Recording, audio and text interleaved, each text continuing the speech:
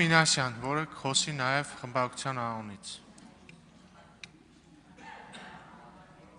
Վերջին նստաշրջանի հենց սկզբից միանգամից մեծամասնությունը ցույց է տալիս, թե ինչպես է պատրաստում շարունակել իր ապօրինի գործողությունները, այդ թվում նաև սահմանադրությամբ եւ օրենքներով նախատեսված լիազորությունները չարաշահելով։ Ուզում եմ արձանագրել երկու կարևոր հանգաման։ Նախընթաց ամբողջ ժամանակահատվածում դուք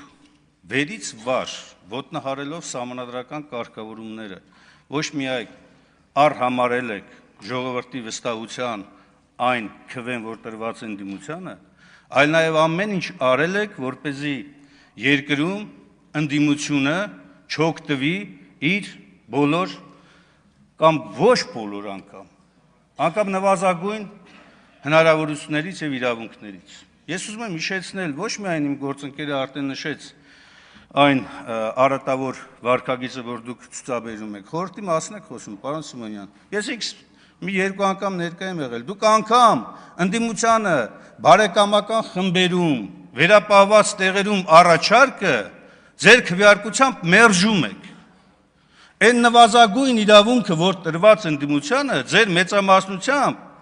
մերժում եք։ Դուք մերժում եք ընդդիմության առաջարկները ազգային ժողովի նիստերում հարցեր քննարկելու։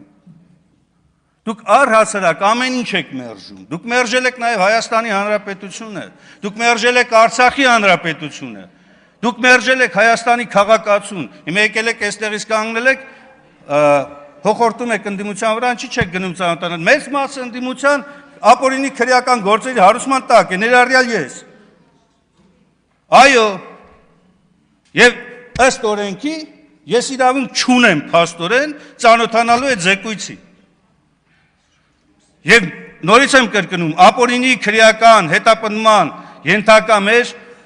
գործընկերների մասով։ Հիմա դուք հոխորտում եք ում վրա, հոխորտացեք իրավապահ մարմինների վրա, որ նման ապօրինություններ չանեն։ Հոխորտացեք ձեր գործընկերների վրա, որ արհեստական թեմաներ են գեներացնում, հոխորտացեք Նիկոլ Փաշինյանի վրա, որ հարձակում է գործել սահմանադրությամբ պաշտպանվող հայ առաքելական Սուրբ եկեղեցու վրա։ Հոխորտացեք այդ ուղղությամբ, ոչ թե ընդդիմության վրա։ Այո, վերջին նստաշրջանն է եւ ես հույս ունեմ, որ հաջորդ նստաշրջանը արդեն նոր գումարման ազգային ժողովում այս ամբիոնում նստած չի լինի ԿՊ-ն, առնվազն իշխանության մակարդակով, նստած չի լինի, որպեսզի սահմանադրական կարգը վերականգնվեց երկրում, մեր երկրում, դուք տապալել եք, իսկ ինչ վերաբերում է զեկույցը օրակարգում չընդգրկվելուն, շատ ճիշտ է, որ չի ընդգրկվել, եւ ես այստեղ հրապարակային ասում եմ, դուք շարժվել եք օրենքով, եւ ճիշտ է կարևոր չընդգրկել, որովհետեւ հանձնաժողով չկա, ինչպես որ տարի ու կես առաջ, 2 տարի առաջ ես պնդում էի,